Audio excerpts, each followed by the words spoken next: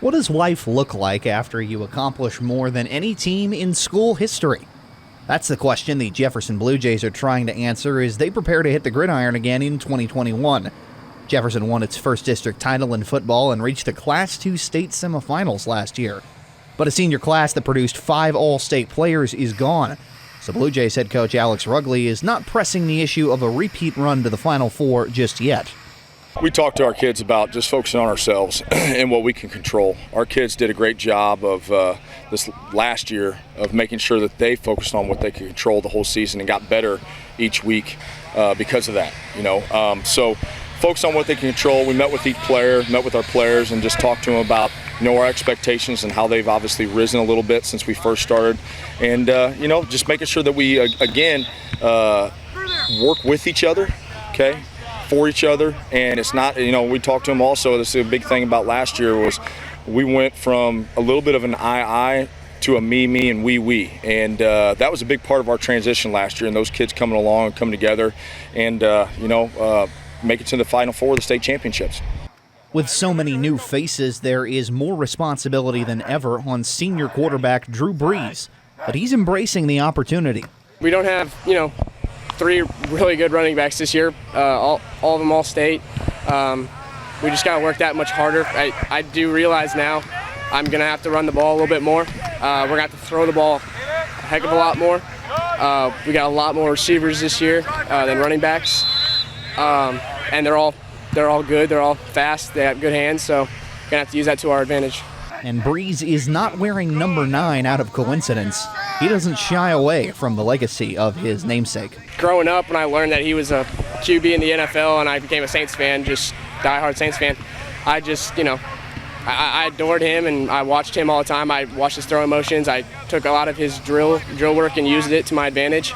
I mean, he's also a smaller quarterback too, so it helps to use that to my advantage too. So, being a smaller quarterback, it sucks, but at the same time, you can use it to your advantage.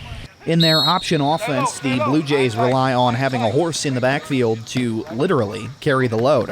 Rugley says much of that duty falls to a legacy player in junior Sean Ussery. We've talked to Sean quite a bit. He's had a great offseason. He's about 180 pounds right now, 185 pounds, and he's all muscle. His cousin was Andrew Graves, so he's got that blood in him. So, our expectations are high for Sean. He was a vital member of our defense, which he's going to have to be again this year. But also, like you said, he's going to have to carry the load quite a bit on the offensive side of the football. And with him being able to do that, and he's grasping that. He wants that. He knows it's his time to carry the torch, so to say. We had a great group of seniors in Dylan Schnitzler and Colby Ott and Will Schnitzler in the backfield last year. And Sean knows it's his turn and it's his time, and that's kind of the way that the program has just gone. We had the Andrew Graves show there for about 3 or 4 years, and then we've had the Colby Ott, Dylan Schnitzler, Will Schnitzler, and now it's the Sean Ussery show. Paving the way up front will be a lot of new faces, but junior Mason Campbell is coming off an all-conference season and is trying to set the example of what a Jefferson lineman looks and plays like. Coming from starting varsity last year, and I got to really feel kind of how it was, and I kind of knew leaving last year that it was going to have to be a big step up, and we were all going to have to, and it's going to take people big to be able to step up and lead everybody else. The brightest spot of good news for Jefferson is most of their experienced returning starters were on a defense that gave up less than 17 points per game last year. Rugley says everything they do starts with getting stops.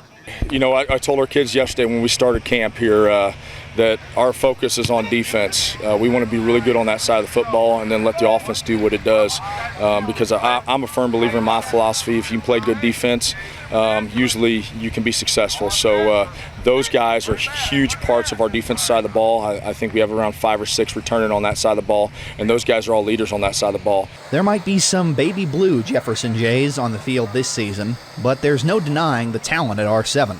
And with 1 championship secured and a void atop the I-55 conference this year, Rugley says they'll still be looking to reach the next glass ceiling. Here with the conference for a long time, roughly around 10 years, and it's been the Valley Catholic show in our conference, and they've earned that right. And hats off to them. They do a great job down there. But now you're looking at it and you're like, you have different things that you expect out of your kids and things like that. But our goal is to win a conference championship. Now we understand that we're not going to win that right now, and there's a process to that. But our goal is to win a conference championship and to compete in the conference at a high level, and then put ourselves in a position to compete for a district championship. So, yeah, our kids have grasped that, and they're excited about the opportunity and excited to get going. Jefferson will host Fredericktown at R7 Stadium on August 27th, looking to begin another historic season. Reporting for Regional Radio Sports, I'm Nathan Gertz.